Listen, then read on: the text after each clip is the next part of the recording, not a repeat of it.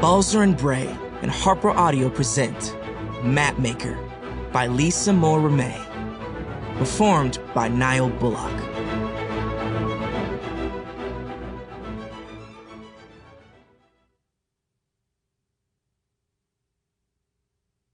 For Jordan, who has long needed a book of his own and has taught me a lot more than I've ever taught him. The dullest place on the planet. Walt was hiding. The scraggly apple tree wasn't great cover, and it sure wasn't comfortable. But now he was stuck, at least until Dad left for work. Dad heading into the office was something Walt still wasn't used to. In Los Angeles, back home, his father had telecommuted, spending all day in online meetings or wrestling with spreadsheets at the dining room table. Walt had hoped that with Dad working at an office, at least one good thing might come out of the move. Dad would no longer be able to note how much time Walt spent, or rather didn't spend, practicing football drills. But no dice. If anything, Dad was more intense about constantly checking in to see if Walt was keeping up with sprints and ladders and weightlifting. He needs to toughen up, Dad had told Mom when he'd heard Walt had slacked off one day. Walt knew what Dad saw when he looked at him. A scrawny weakling.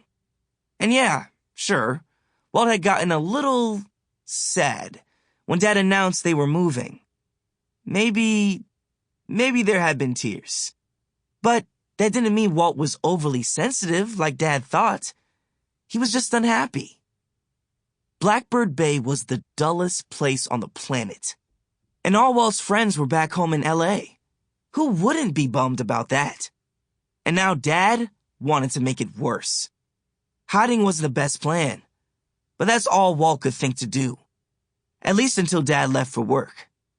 Then maybe Walt could convince Mom that Dad's plan was an awful one.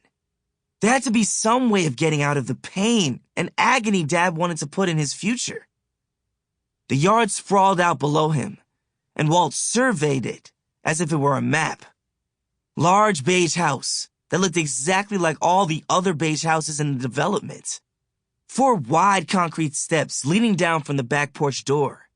Big square of yellowing grass with a lopsided, sparse apple tree in the middle. Large wooden box overfull with flowering plants and intricately twinning vines. Next to that, a path of sand-colored pavers leading to Miss Wilhope's small house, his family's landlord. When he had first met Miss Wilhope, she had taken a step toward him and peered into his face like he was a piece of art hanging in a museum. It had totally creeped him out, but Mom said she was just a little eccentric. Walt didn't know why adults always got a pass when they acted weird. If you were a kid, you were told to stop messing around and to act right. Just then, Miss Wilhope's door swung open, and she stepped outside. Walt jerked back to make sure she didn't see him and smacked his head right into the tree trunk. "Good morning," Miss Wilhope said, and Walt almost answered, thinking she was talking to him. But when she bent over her plants, he realized she was talking to them.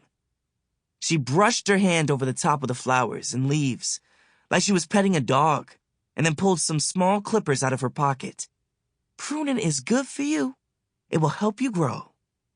She started snipping pieces of vines and leaves and flowers and tossing the clipped bits into a basket hanging on her arm. Her pink hair glistened in the sun. And that wasn't all that was glistening. She wore typical old lady clothes of stretchy slacks and a flowery top. But all the material had silver thread woven through, making it super shiny. Walt almost had to shield his eyes just to look at her. Miss Wilhope gazed up at the sky and squinted against the sun's glare. "Looks like a storm is brewing," she said. Walt looked up too, and didn't see a single cloud.